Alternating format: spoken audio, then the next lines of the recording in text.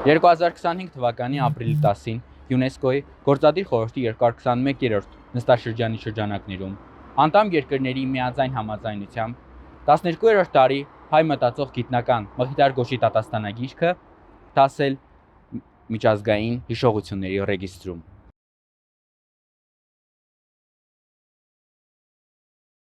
Բարև ձեզ, ես Սարո Զարգարյանն եմ, Գյումրու թիվ 1 ավագ դպրոցի աշակերտ։ Մխիթար Գոշի դատաստանագիրքը եւ դրա ազդեցությունը հայ իրավական մտքի զարգացման վրա ուսումնասիրությունը իմ նախագծային աշխատանքն է։ Իսկ այս հաղորդումը, որ դուք կդիտեք, նախագծային աշխատանքի արտադրանքն է։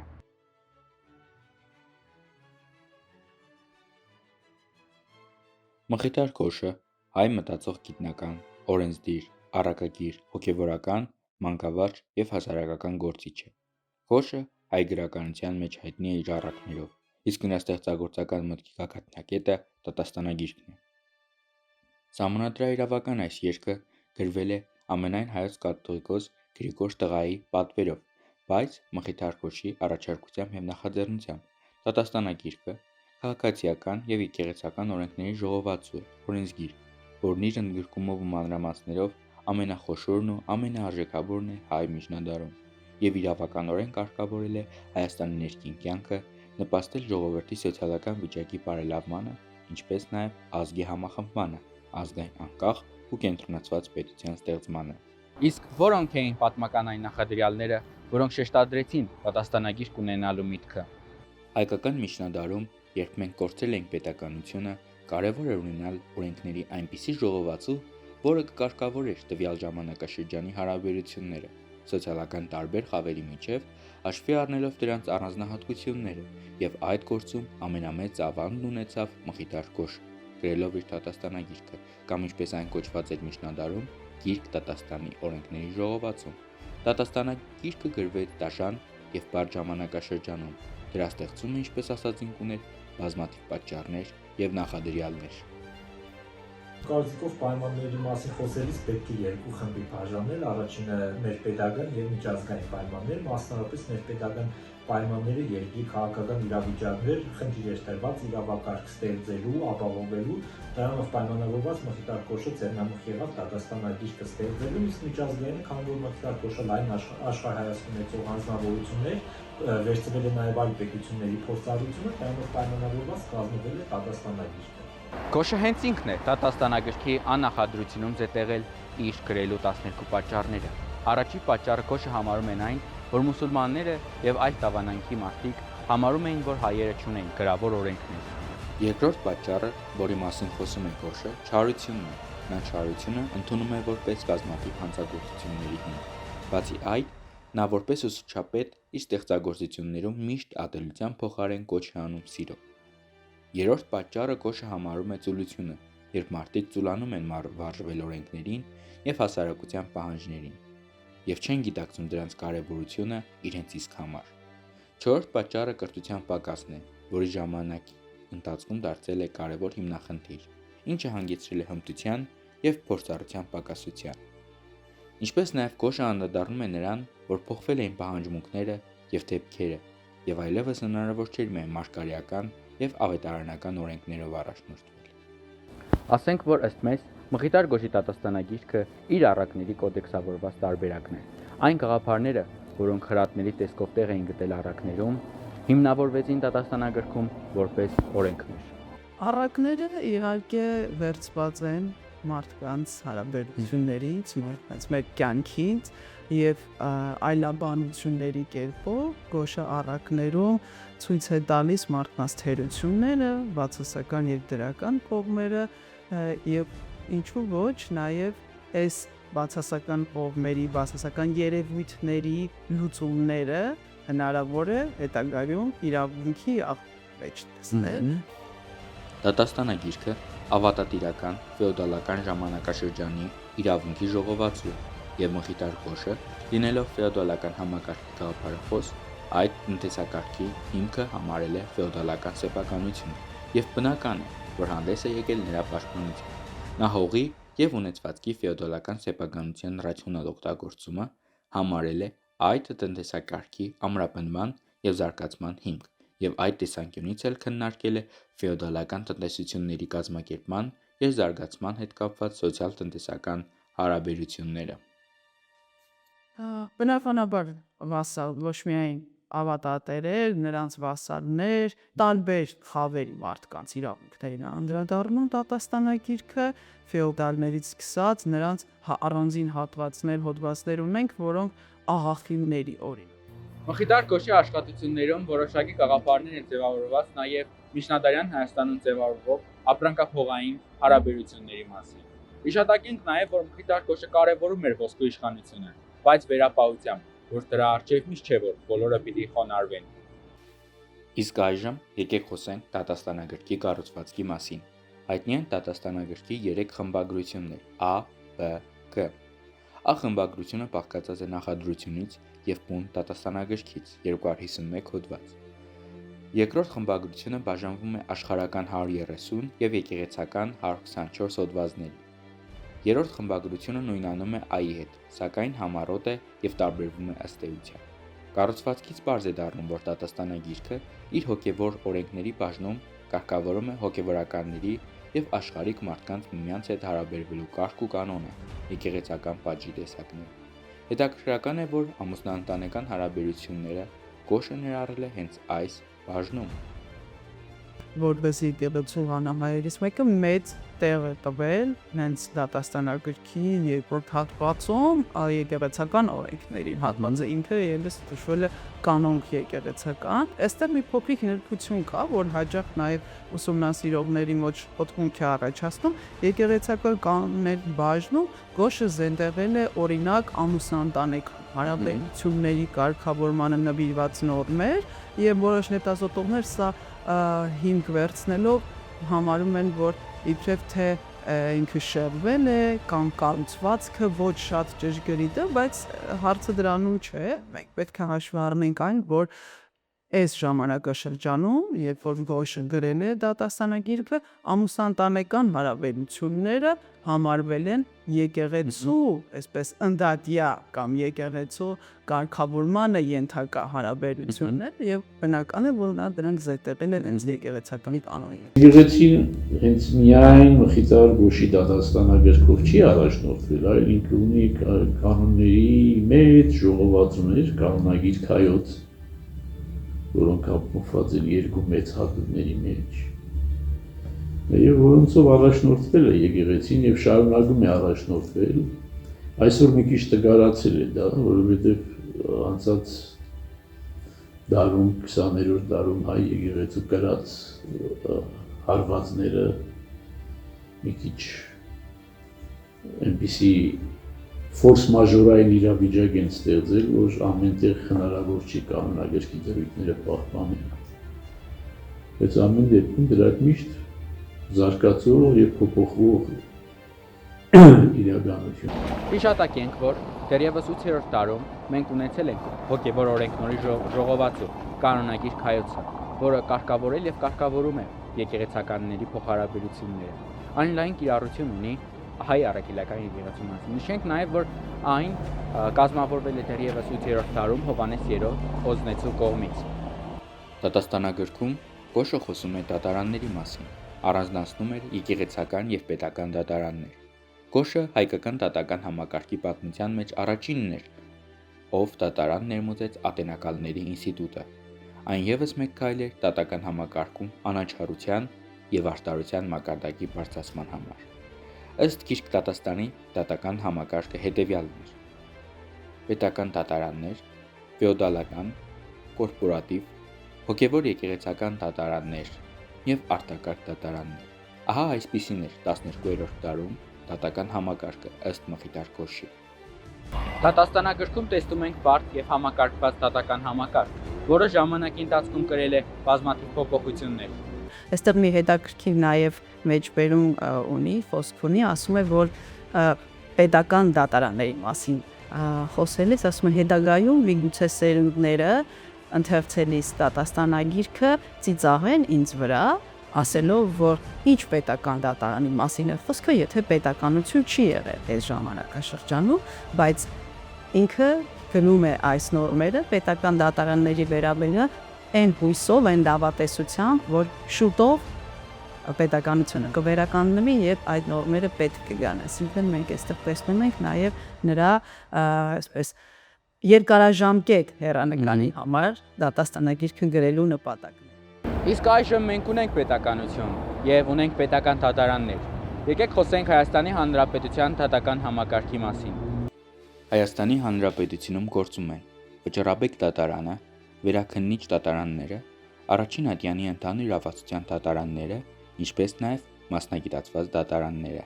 Կա նաև բարձրագույն դատական խորհուրդ եւ Հայաստանի Հանրապետության Սահմանադրական դատարան։ Ինչպես տեսանք, 12-րդ դարի դատական համակարգը էապես տարբերվում էր այժմյա դատական համակարգից։ Այն պայմանավորված էր պետական, քաղաքական եւ պատմական որոշակի իրողություններով։ Այն ժամանակային պետական դատարաններ, թագավորից մինչև գավառական, բայց կային նաև հոգևորական դատարաններ, օրինակ կաթողիկոսականից մինչև քահանայական, որոնք զբաղվում էին ոչ միայն հոգևորական, այլ նաև քաղաքացիական հարցերով։ Այդ ժամանակ հասարակությունը խիստ դասակարգված էր, եւ դատական համակարգը հաճախ արտահայտում էր այդ սոցիալական շերտավորումը, եւ տարբեր դասեր ենթարկվում էին տարբեր դատարանների։ Այսօր Հայաստանի Հանրապետությունը իրավական պետություն է, որտեղ դատական համակարգը կառուցված է սահմանադրության հիման վրա, եւ բոլոր քաղաքացիներն օրենքի առջև հավասար են։ Դատարաններն այսօր մասնագիտացված են վարչական, քաղաքացիական, քրեական եւ այլն։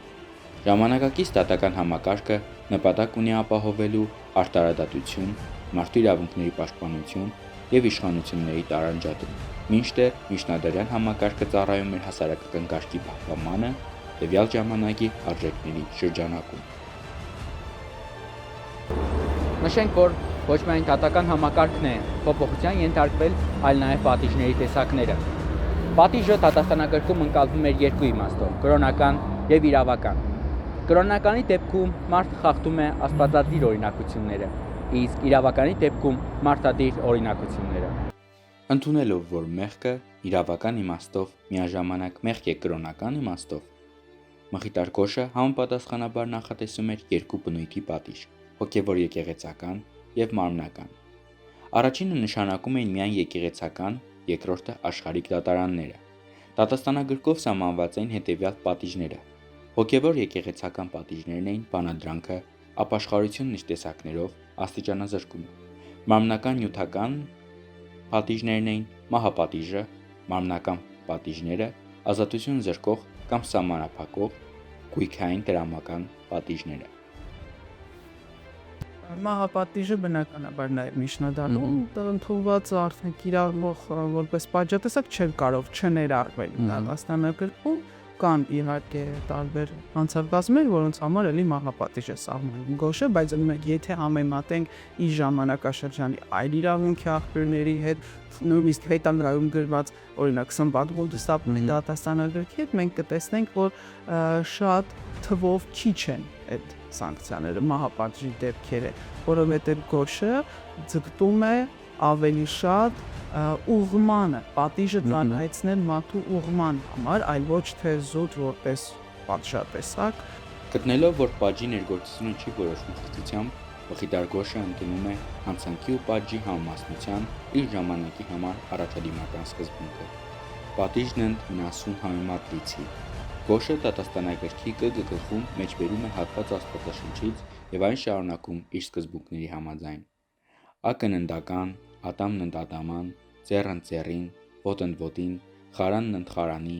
վեր ընդ վիրի, հարված ընդ հարվածի։ Իմ կարծիքով Մխիթար Գոշը լայն աշխարհայացք ունեցող անձնավորություններ եւ նրա աշխարհայացքը պայմանավորված է նաեւ այդ ժամանակահատվածում արկա հասարակության մեջ արկա մի շարք սկզբունքներով։ Մասնավորապես, եթե ուսումնասիրում ենք Մխիթար Գոշի դատաստանագիրքը, դրված է այն սկզբունքը, որ եթե անձը իր հանցանքով վնաս է պատճառել այդ անձին, ապա հատուցումը պետք է լինի նմանաչափ։ Այսինքն, եթե անձը սպանել է մեկ ուրիշին, նա պետք է պատասխանատվության ենթարկվի իր կյանքով, այսինքն պետք է զրկվի կյանքից։ Սակայն ինչպես գիտենք, ներկայիս կարգավորումներով սպանություն կատարող անձը չի դատապարտվի մահապատժի, քանի որ մեր պետական օրենսդրությունը չի նախատեսել մահապատիժը որպես պատժի տեսակ, այլ այս պարագայում անձը դատապարտվում է ազատազրկման։ Իսկ Մխիթար Գոշը սահմանել է սկզբունք, համաձայն որի եթե անձը սպանություն է կատարում, սպանություն կատարող անձը պետք է կյանքից զրկվի եւ այսպես ասած դատավճռի կատարումը ոչ թե պետության վրա է դրված, այլ սպանություն կատարողի հարազատների։ Պարզ է դառնում, որ Գոշը իր դատաստանագրքում որպես հիմնարար սկզբունք տալիս է հավասար փոխհատուցման մեխանիզմը։ Ցանկանում ենք հիշատակել նաև Գոշի կարևորագույն գաղափարներից մեկը՝ ժողովրդի հավատարմությունն ու հնազանդությունը իր թագավորի իշխանությանը։ Սակայն պայմանով, որ իշխանավորների պահանջներն էլ պիտի լինեին արտարացի եւ տրամաբանված։ Մեջբերելով այս հատվածը, եթե որևէ մեկը անիրավաբար թշնամանա թագավորի կամ իշխանների հետ պատուհաս կրի, եթե ժառանգավորներից է լուծարվի, իսկ եթե ժողովրդական է, դատաստանի որոշում հանվի։ Մեջբերելով այս հատվածը, կարևոր ենք համարում շեշտադրել անիրավաբար բառը, այսինքն Գոշը ոչ թե կույր հնազանդությանն էր մղում, այլ առողջ հարաբերությունների եւ համագործակցության կոչում, ինչն էլ համարում էր պետության ամուր հիմքը։ Գոշը կողմնակից է շատ օրենքների սովորութային ուժով կարգավորմանը,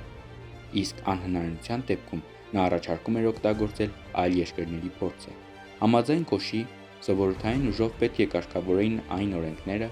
որոնք անմիջական առնչություն ունեն պետական համակարգի եւ պետական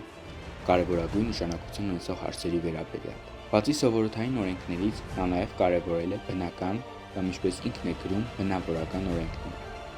Բնական իրավունք, որը մարդուն տրված է ի ծնե բնությունից եւ անկախ է ամեն տեսակի իշխանությունից, անփոփոխ ու հաստատուն։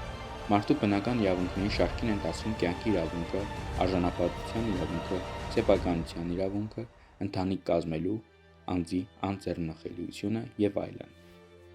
Բնավորական իրավունքից է օգտվել։ Բնավորական իրավունքի հետ կապված մի փոքր տարաձայնություններ կա հեղինակների ուսումնասիրողների մեջ, որոշները այն այսպես ասած վերծանել են կամ թարգմանել են բնական իրավունք տերմինով, փորձելով ցույց տալ, որ այդ Գոշը 12-րդ դարում բնական իրավունքի մասին է խոսում։ Իրականում հետագայում ավելի խոր ուսումնասիրելով մենք տեսնում ենք, որ խոսքը հենց մեծ ծանոթ դասական առումով բնական իրավունքի մասին չէ, իհարկե, այլ բնավորական բառը տերմինը օգտագործելով Գոշը փորձել է այսպես աստվածաշնչյան կամ նախնական աստվածային օրենքները հենց այդ տերմիններն ասելով, որ Աստված է մարդու մեջ դրել իրավացին ընտրելու ցանկությունը, այսինքն մարդու մեջ բնականից ի ծնե Աստծուց տրված։ Կարծում եմ շատերին կհետաքրքրի, եթե Գոշը նման համակարգված օրենսգիրք է ստեղծել 12-րդ դարում, ապա ինչպիսի աղբյուրներից է օգտվել։ Գոշը ինքն է այս մասին գրում իր նախադրության A գլխում, ասելով, որ օգտվել է աստվածային, սովորութային եւ բնավորական օրենքներից, իսկ հոգեվոր բաժինը գրելու համար օգտագործել է կանոնագիրք հայոց օրենսգիրքը։ Աղբյուրները, ինչպես տեսնում ենք, ժամանակի արդիական օրենքներն են, որոնք Գոշը զգուշաբար եւ խելամտորեն կիրառել է իր դատաստանագրքում։ Մխիթար Գոշի դատաստանագիրքը աննախադեպ երևույթ է միջնադարյան հայ իրավունքի կյանքում։ Այն ոչ միայն իրավական կոդեքս էր, այլև ազգային ինքնության, քրիստոնեական արժեհամակարգի եւ արտադրության գաղափարի դրսևորում։ Գոշը կարողացավ մեկտեղել բյուզանդական եւ արևմտաեվրոպական իրավական տարրերը հայկական իրականության հետ, ստեղծելով մի հավասարակշռված եւ գործնական հիմք, որն անդրադառնում էր թե աշխարհիկ եւ թե հոգեվոր ոլորտներին, եւ կարգավորել եկեղեցական, պետական, տատական, քրեական, ժառանգական, ամուսնաընտանեկան եւ ավատատիրական հարաբերությունները։ Կարծում եմ, որ Մխիթար Գոշի թողած դատաստանագիրքը ոչ միայն ազդել է Հայաստանի Հանրապետության, այլ նաև մի շարք այլ երկրների օրենսդրության վրա, նշվածիվ առավելություն է հանդիսանում այն, որ Մխիթար Գոշի դատաստանագրքում արկա մի շարք սկզբունքները մինչև հիմա էլ կիրառելի են։ Ընդհանուր առմամբ Մխիթար Գոշի որպես դատաստանագրքի կառուցվածքը, իրավակարգավորումն ներկայումս մեծ ազդեցություն ունի, մասնավորապես այնտեղ խոսում է վկաների ինստիտուտի մասին, թե ում կողմից որ վկայի կողմից տրված ցուցմունքը կարող է արժանահավատ համարվել, ինչ հանգամանք պետք է հաստատվի նշված ցուցմունքով, բացի դրանից նաև նույնը վերաբերում է սեփականության, գույքային հարաբերություններում, ամուսնաընտանեկան հարաբերություններում, դատաստանագրքի ազդեցությունը պայմանավորված է նաև այն հանգամանքով, որ կրոնական իրավակարգավորումներն առկա, մասնավորապես նշվել է հայ առաքելական եկեղեցու տարբերվող բարձր դերի մասին, նաև տարբեր մասնագիտություն ունեցող աշխատողների ըստ էության վարքագծի պարտադիր կանոններ է սահմանվել դեռևս իր օրոք եւ մինչեւ հիմա դրանք կիրառվում են, մասնավորապես բժիշկների հետ կապված նշվել էր բժիշկների իրավահարաբերությունների, իշխանների, թագավորների, նրանց գործունեությունը, նրանց կողմից թույլ տրվող խախտումները, դրա հակազդման միջոցները, մի խոսքով ընդհանրացնելով կարծում եմ, որ Մխիթար Կոշի դատաստանագիրքը իր ժամանակահատվածի համար բավականին առաջադեմ է եղել, դրանով պայմանավորված մինչև այժմ չի կորցրել իր արդիականությունը։ Դատաստանագիրքը բազմիցս ընդօրինակվել է, մեկնաբանվել եւ կիրառվել հայկական տարբեր համայնքներում, Արցախից մինչև Կիլիկիա, Լեհաստանից մինչև Սուդան։ Այն նաև հիմք է եղել Սմբաց Պարապետի եւ մյուս իրավաբանների հետագա աշխատությունների համար։ Նպաստել է իրավունքի ազգային դպրոցի ձևավորմանը եւ հայոց օրենքների հանդեպ հավատարմության խորացմանը։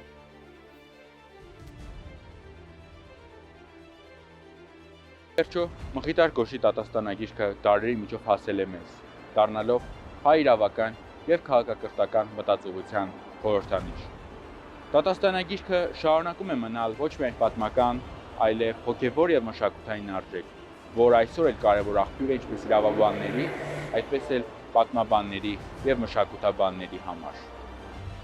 Կարծում եմ, մեր այս ուսումնասիրությունը կարևոր ներդրում կլինի Կոշի այս աշխատության ուսումնասիրության մեջ։